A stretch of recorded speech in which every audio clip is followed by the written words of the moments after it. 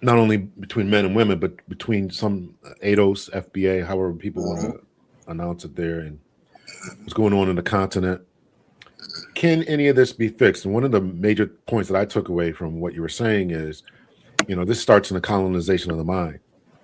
And my question to you is, can any of this be fixed? It's a lot of shit women go through. So I think men, honestly, need to sit down, shut up. But the women got to let us in, and we can't tell them what to do. And I think this government has to step back and let women make choices for themselves. Women are the first wonder of the world, despite what's said. It's the first wonder. Exactly. That's the only thing outside of God that I know that creates. First and foremost. The issues that we have are that the woman knows before we know whether or not life should be brought into the earth, brought here, or if it should be aborted. And we're speaking in myth. He's speaking in myth. Also, what he say? The woman is the closest thing to God on earth, right? If we're going to have a proper conversation about saving the Black community, or if it's even possible, there are many people in this particular part of the space that have our doubts about that being possible, but still, you have to have an accurate look at the facts on the ground, how things actually are. And you have to question, how can you negotiate a settlement, an agreement, when one side is seen as women are the first wonder of the world, despite what's said, and the other side of us are just mere mortals that are complaining and not doing our job? How do you negotiate that settlement? The beautiful thing about us is that we did something amazing after slavery. Black people did, in terms of survival and everything like that, and attempts to build communities and everything like that. But we were talking about slavery. It was institutional and psychological and stuff like that, but it's a different context. This situation is very, very, very different, man, because, again, we're not just talking about institutional decimation. You're talking about programming, deep psychological programming that continues to be perpetuated by institutions. They deserve to have that right for the simple fact of America does not allow us to run a system the way we should as a family. Men don't understand, you may be the leader, but you might not be the provider. Do you know how to lead if you are not the provider? In the midst of trying to figure it out, we coming from a whole bunch of systematic, it's been constructed for us to be the way that we are, to think that we are. That's not how it was programmed. And then talk about that program I mentioned where they took they paid to take black fathers out of the house. And then from there, me and Cliff was talking. I don't think he was supposed to say that. No, he wasn't supposed to say that. Yeah.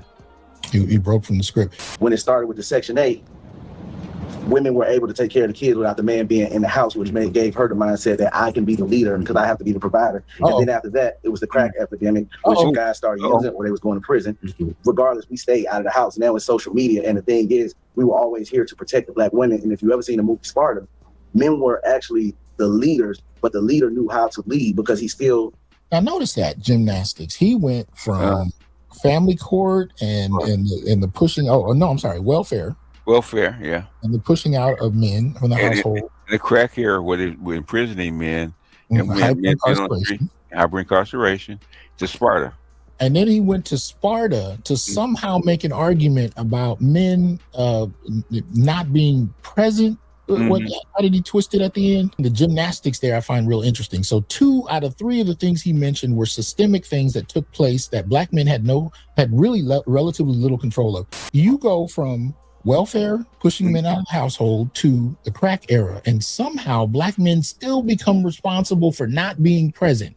That's the kind of mental gymnastics that we're seeing take place, and this happens all around the country, in Black communities especially, because we're not talking about the use of data. People are not bringing in historical narratives with any kind of documentation. It's just, this is what happened because this is the stereotype and this is what I've heard. And we were all raised by women. So we all heard the same things, right? Yeah. We heard Dr. Neal speak of the miracle of the Black family surviving slavery through the Jim Crow South. Stepdaddies, Jim Crow. A man had no problem wifing up a woman who had children from another man. And that man could have died in war, That man could have just walked away. All kind of stuff could have happened that resulted in a woman with kids by herself. And you can have a childless man who step in there and become the father of those children and see those children as his own children. That's the link fate right there. And I'm talking about before the 1970s. And here we hear Dr. Hasan Johnson and BGS Idmore speak of the onslaught against the black families from the 1960s on, where a lack of jobs from industries getting transferred overseas to the Great Society, to the crack epidemic, essentially led to many of the families in the black community being run through women. Even the next generation or two of men had to be trained by women in how to think, feel, and act. And the question becomes, what kind of thinking was that? Dr. Neal explains. It happened after the 1970s, and we were assaulted by popular culture. We were assaulted by the media industry. We were assaulted on so many fronts. The black female she allowed her emotions to be manipulated. They took advantage of her own vulnerabilities, weaponized it, politicized it, and made it the most important thing. It was just a whole mess, man. And so here we are, fast forward. We've got over 4 decades of media manipulation, psychological and emotional manipulation. If you want to control this woman, you manipulate her emotions. So it's so deep. It's so deep that you can have women who grew up with fathers, brothers, and uncles, and their fathers, brothers, and uncles have invested in them. Yet these women would take these narratives told by other women, and they will make these narratives their own. And they would universalize them, that sort of thing. So it's a sophisticated.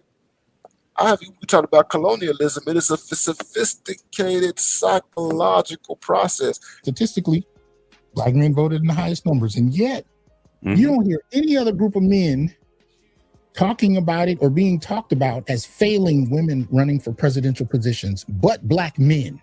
In fact, black men voted for Kamala Harris in greater percentages than white women and Latino women.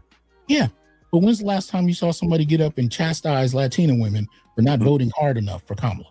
Yep. They do this with us, and we contribute to it.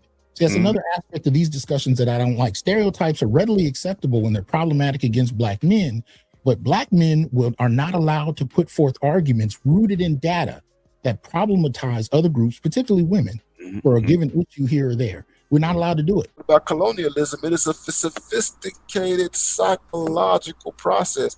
And it's kind of like, as a person who studies religion, you think about Jim Jones. I'll give you an example. So Jim Jones was a white man, white Pentecostal man, came out of Indiana, who was able to create this major movement, organization, the People's Temple. Most of his followers were black women, black females. How did he get all these black people to follow him? They followed him to Guyana, and they committed a mass suicide.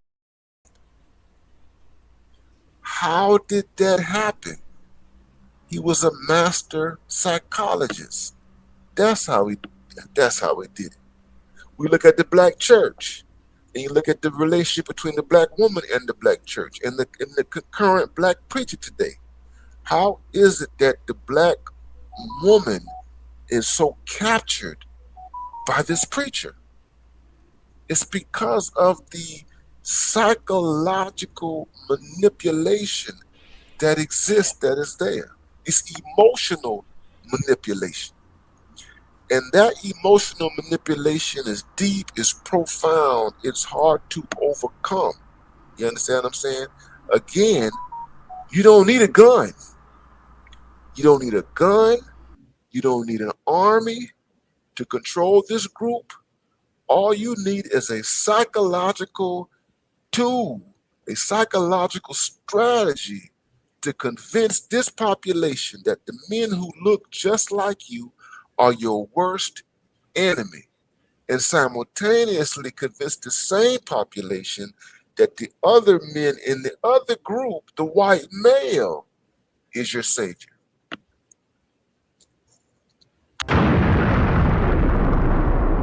And it's only snowballed since then because social media got hold of it and it just took on a whole different bent. But I'm merely pointing out here that if you want to hyper focus on black men somehow having a culture that is so deeply misogynistic that it's a problem, all right, I would say the examples you gave were extremely specific, but we've learned to dismiss that there's also a culture of misandry that has been state sanctioned. And that's not part of the discussion. No, it's not. And that's what I'm saying needs to be part of the discussion. Misandry has been state sanctioned. It has been reinforced and supported on multiple levels. Mm-hmm.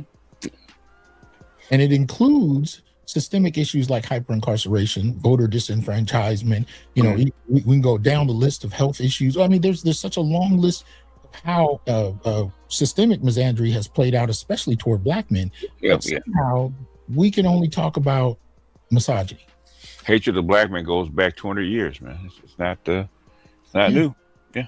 And how many other groups of women do you actually see making videos like the one I just showed you? And I'm single for Valentine's Day because a nigga thought that he gonna buy me whatever he wanted to buy me, and not what the fuck I want. Wow. Fuck a nigga.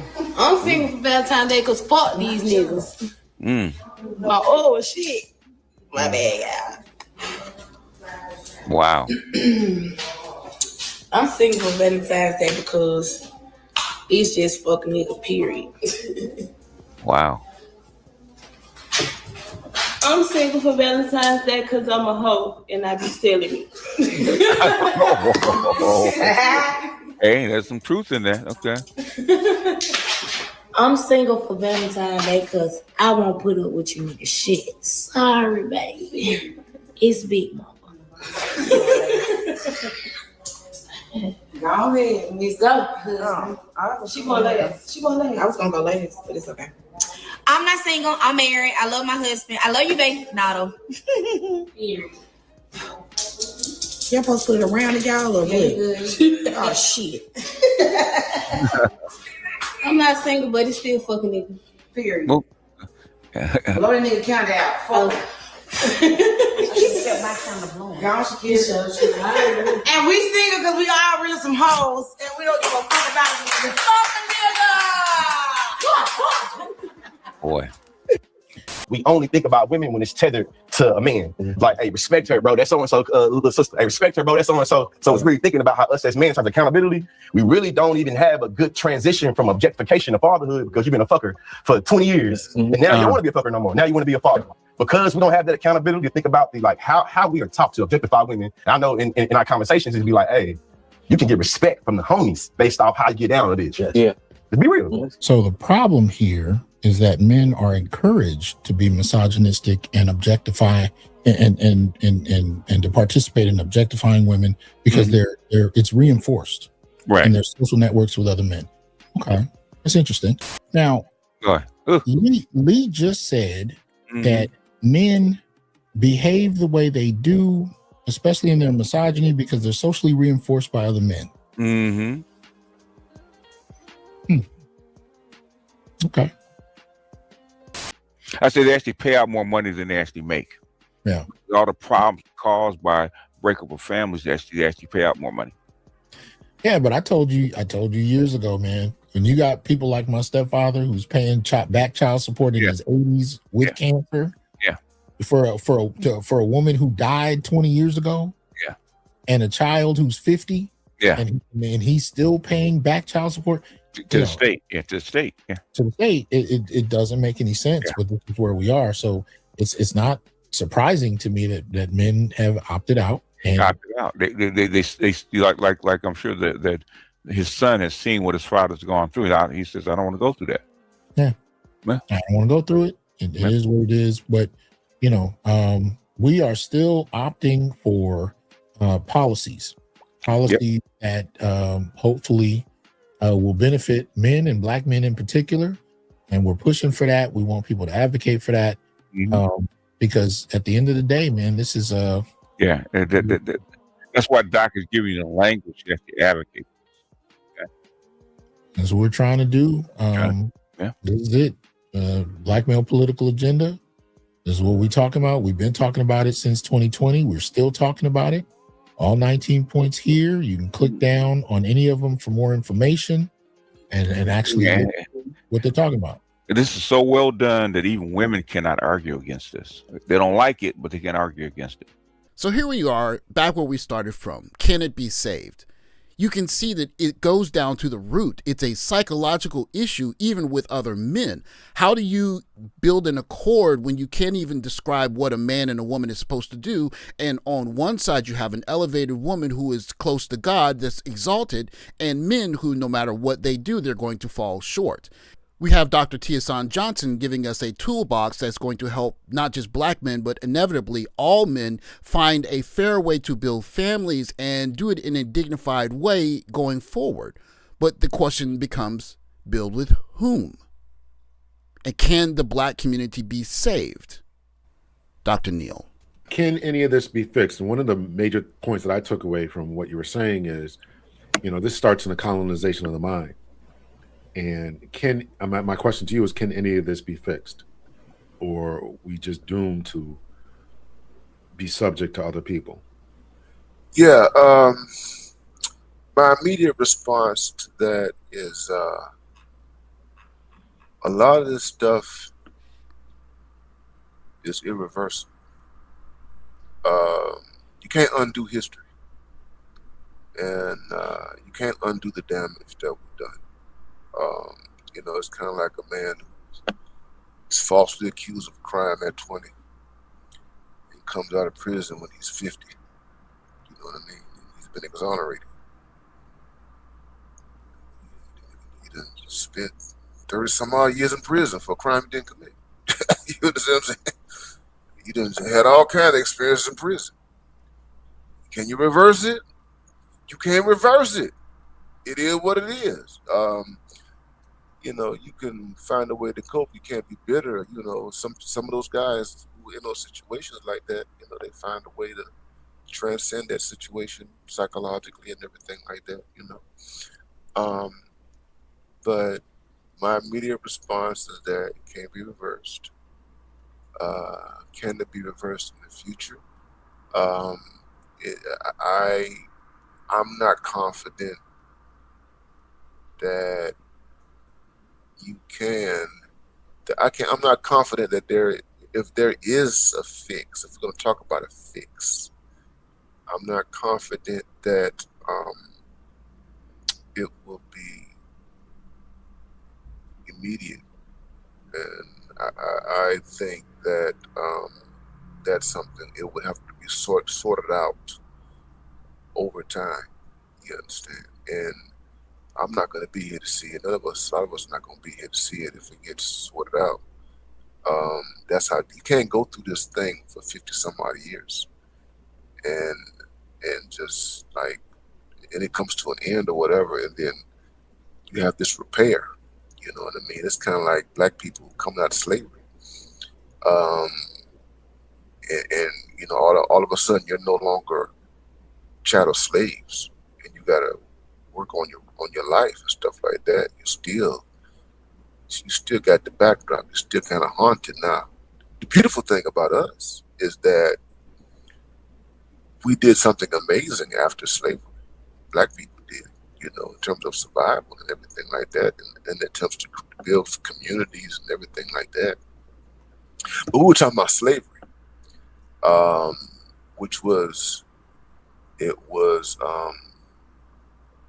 institutional and psychological and stuff like that, but it's a different context. This situation is very, very, very different, man, because again, we're not just talking about institutional decimation. You're talking about programming, deep psychological programming that continues to be perpetuated by institutions. Some detractors of this space will look at these kinds of conversations and say that they're divisive and that they are continuing a gender war that should have ended a long time ago. But the question remains, and thanks to DrTHasanJohnson and Dr. Ronald Neal, we can ask it. Is the real problem a gender war between black men and black women? Or is the real problem the war between black men and the image that black women hold of black men in their heads? If those images are there because of black men, that's one thing. But if those images are coming from media, from the environment, from a wide variety, a whole network that is telling black women, our counterparts, how insufficient we are, then how do you combat that as a single person? At least DrTHasanJohnson is giving us a kind of toolbox in which we can build dignified families, but the question remains, with whom? Should we try and build families with women who see us as deficient from the beginning and see other men as better than us by default? Or should we try and build families with women who will give us essentially a blank slate? The more we progress in time, it becomes clear to a growing number of black men that maybe that second option is the best one. And maybe it's black women who should also look for a blank slate with a different man who they don't see as insufficient. An unfortunate reality of the modern day quote unquote black community is that the linked fates we used to have don't appear to be there anymore. Thanks for watching. Like, subscribe, comment below. I'll catch you next video. Take care, guys.